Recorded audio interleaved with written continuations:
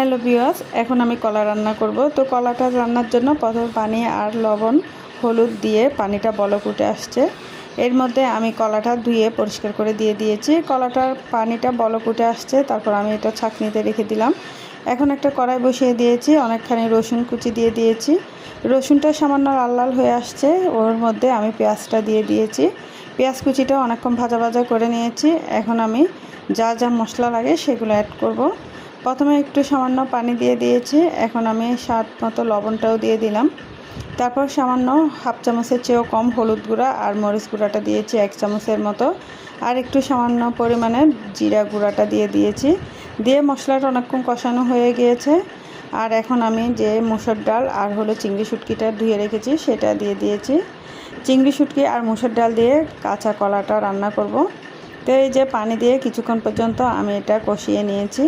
এখন আমার এটা কষানো হয়ে গেল। তারপর আমি যে কলাটা সিদ্ধ করে রেখেছি সেটা দিয়ে দিলাম। কলাটা অবশ্যই একটু সিদ্ধ করে নিতে হবে, কলার মধ্যে যে কষটা থাকে সেটা যেন চলে যায়। তারপর এখানে যে কলাটা দিয়ে অনেকক্ষণ কষিয়ে নিয়েছি। এখন ঝোলের জন্য পানিটাও দিয়ে দিলাম। দিয়ে নাড়াচাড়া করে ঢাকনাটা দিয়ে বেশ কিছুক্ষণ রান্না করে নিলাম।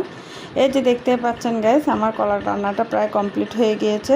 তারপর উপরের দিক থেকে ধনিয়া পাতা দিয়ে গরম গরম ভাতের সাথে পরিবেশন করব।